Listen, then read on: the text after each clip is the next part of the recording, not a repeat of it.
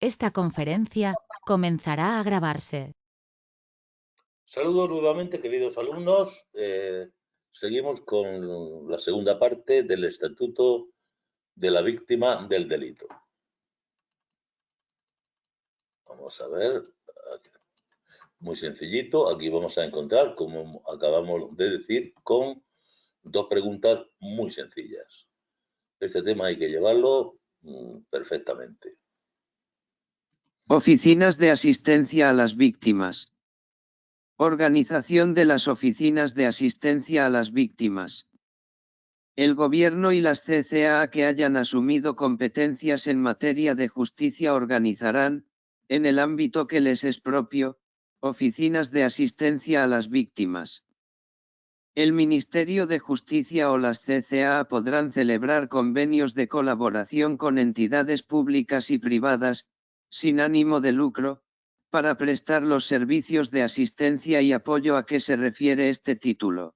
Bien, es responsabilidad del Gobierno de la Nación como de las comunidades autónomas para que lo organicen. No dice que lo lleven ellas directamente, que tengan un departamento. Lo suyo es que establezcan por parte del Gobierno, el Ministerio de Justicia o la Consejería correspondiente de la comunidad autónoma, celebren convenios de colaboración con entidades igualdad que sean públicas o privadas, sin ánimo de lucro para prestar este tipo de servicios. ¿Qué funciones prestan? Aquí hay una pregunta ya. ¿Quiénes organizarán en el ámbito oficinas? El Gobierno y las comunidades autónomas que hayan asumido competencias en materia de justicia. Obviamente, si no tienen en materia de justicia, pues sería el Gobierno a través del Ministerio de Justicia, está claro. Funciones de las oficinas de asistencia a las víctimas.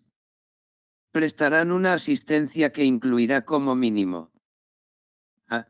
Información general sobre sus derechos y, en particular, sobre la posibilidad de acceder a un sistema público de indemnización. B.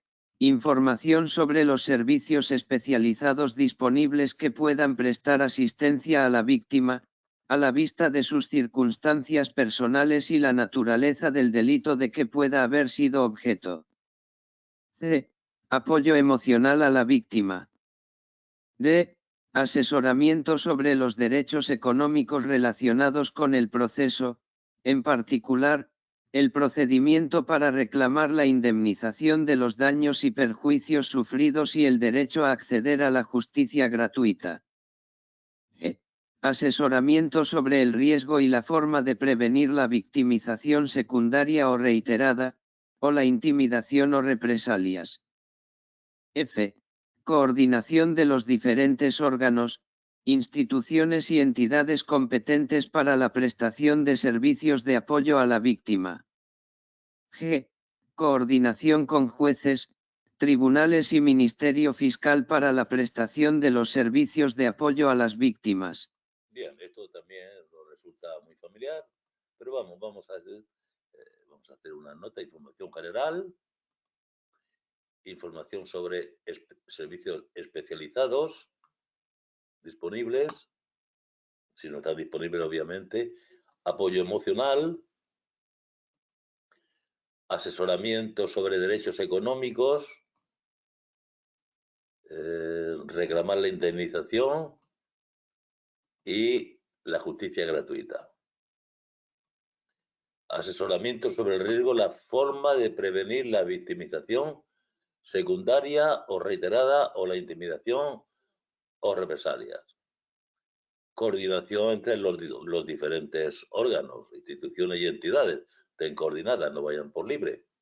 Y también coordinación con jueces, tribunales y Ministerio Fiscal para estos servicios de apoyo.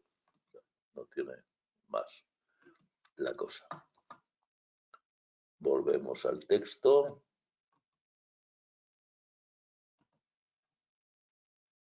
El acceso a los servicios de apoyo a las víctimas no se condicionará a la presentación previa de una denuncia. Esto es preguntable, que diga la falsa, que el acceso a los servicios estará condicionado a que se presente previamente la denuncia. No está condicionado. Familiares de la víctima podrán acceder a los servicios de apoyo a las víctimas conforme a lo que se disponga reglamentariamente, cuando se trate de delitos que hayan causado perjuicios de especial gravedad. Bien, decíamos antes que todo el tema de familiares, ya no la víctima directa, sino indirecta, podían ostentar los mismos derechos cuando se hayan causado perjuicios de especial gravedad. Víctimas con discapacidad o con necesidades especiales de protección, así como en su caso sus familias, recibirán, directamente o mediante su derivación hacia servicios especializados, la asistencia y apoyo que resulten necesarios. Formación en los principios de protección de las víctimas.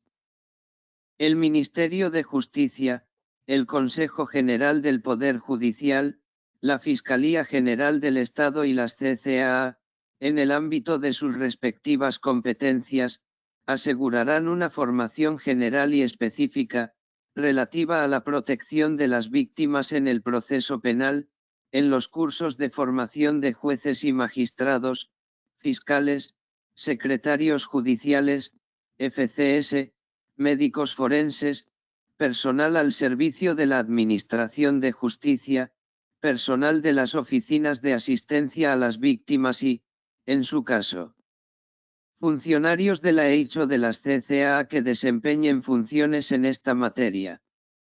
En estos cursos de formación se prestará particular atención a las víctimas necesitadas de especial protección, a aquellas en las que concurran factores de especial vulnerabilidad y a las víctimas menores o con discapacidad. Los colegios de abogados y de procuradores impulsarán la formación y sensibilización de sus colegiados en los principios de protección de las víctimas contenidos en esta ley. Protocolos de actuación. El Gobierno y las CCAA en el marco de sus competencias, con el fin de hacer más efectiva la protección de las víctimas y de sus derechos reconocidos por esta ley, aprobarán los protocolos que resulten necesarios para la protección de las víctimas. Bien, aquí la pregunta era, ¿quiénes aprobarán los protocolos? Gobierno y comunidades autónomas en el marco de sus competencias. Fácil. Asimismo, los colegios profesionales que integren a aquellos que, en su actividad profesional, se relacionan y prestan servicios a las víctimas de delitos, promoverán igualmente la elaboración de protocolos de actuación que orienten su actividad hacia la protección de las víctimas. Bien, aquí vamos también a subrayar, hablamos gobierno y comunidades autónomas y también los colegios profesionales.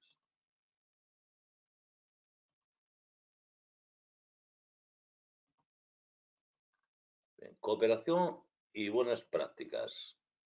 Cooperación y buenas prácticas. Cooperación con profesionales y evaluación de la atención a las víctimas.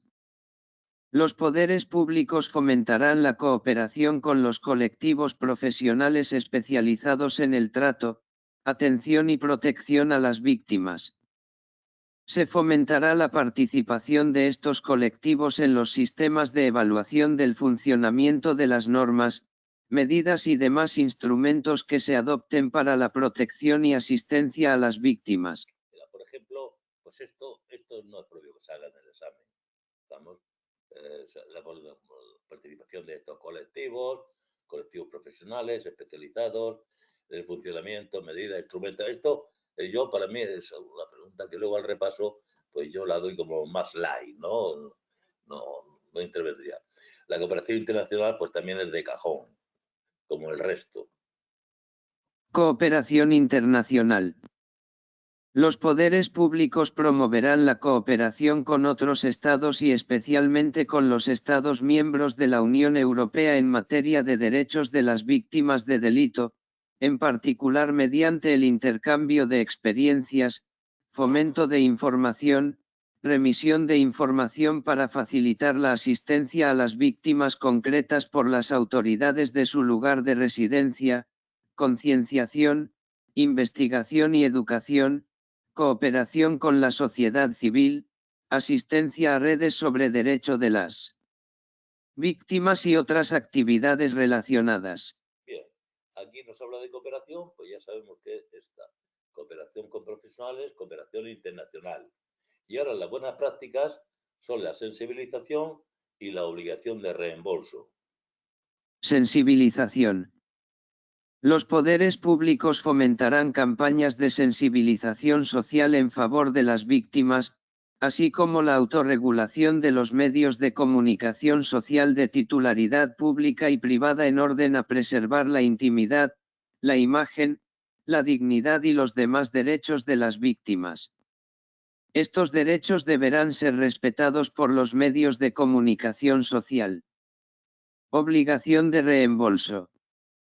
La persona que se hubiera beneficiado de subvenciones o ayudas percibidas por su condición de víctima y que hubiera sido objeto de alguna de las medidas de protección reguladas en esta ley, vendrá obligada a reembolsar las cantidades recibidas en dicho concepto y al abono de los gastos causados a la Administración por sus actuaciones de reconocimiento, información, protección y apoyo, así como por los servicios prestados con un incremento del interés legal del dinero aumentado en un 50%, si fuera condenada por denuncia falsa o simulación de delito. Efectivamente, si lo ha hecho para obtener subvenciones, bonificaciones, medidas de protección, etcétera, por denuncia falsa o simulación, es normal que se devuelva todo con un 50% más.